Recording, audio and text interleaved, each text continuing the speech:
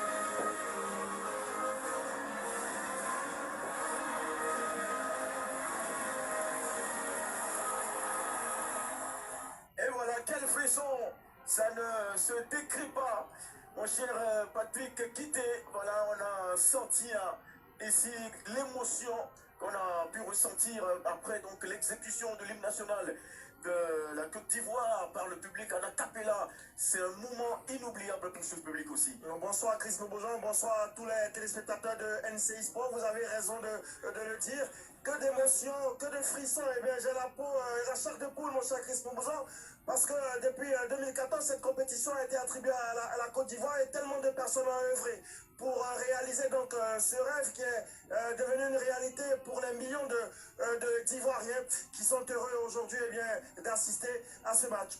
Alors Patrick, rapidement on va découvrir la compo de la Côte d'Ivoire. Pas de changement par rapport à l'équipe qui a évolué face à la Sierra Leone lors du match de préparation.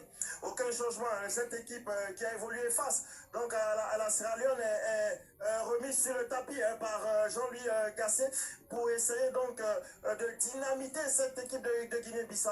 On le sait, une attaque inédite, même si elle a évolué face à la Sierra Leone avec Crasso, Jonathan Bomba et Boga qui vont essayer donc d'étirer énormément cette défense qui a été mise en place par cet homme-là, Bassirou Kandé. Bassirou Kandé, voilà le sélectionneur de la Guinée-Bissau qui tentera pourquoi pas d'aller titiller cette formation des éléphants de Côte d'Ivoire qui affiche clairement leur ambition. Les deux capitaines qui sont donc présents pour le TUS côté Guinée-Bissau, c'est Alpha Semedo qui est face à Franck Kessié, le capitaine de ce soir côté éléphant de Côte d'Ivoire. L'absence de Serge Aurier qui est donc sur le banc. Voici donc la cabine de la VAR. L'équipe qui va donc suivre les actions, pourquoi pas y revenir sur des actions litigieuses bien évidemment. Comme pour côté Guinée-Bissau, avec deux changements par rapport à l'équipe qui a évolué en match de préparation face au Mali. L'équipe qui a évolué en préparation face au Mali avait été dynamitée 6-2. Et dans cette équipe, on avait retrouvé Dacio Gomez et Soriano Mané qui sont remplacés par Maro Texera en attaque et Moreto Kassama en milieu de terrain. Et puis une défense classique donc des Bissau-Guinéens avec Marcelo Diallo, Sagante, Jefferson Nkada et Fali Condé. Et puis on a fait confiance beaucoup plus à Oparin Diapo dans les buts.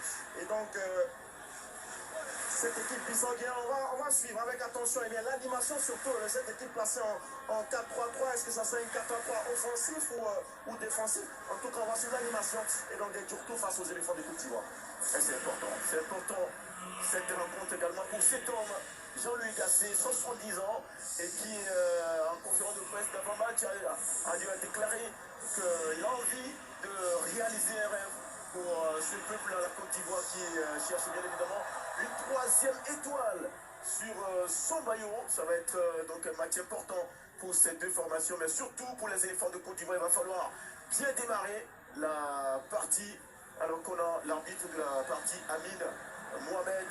Le coup d'envoi de ce Côte d'Ivoire Guinée-Bissau, donné par les tous de la Guinée-Bissau.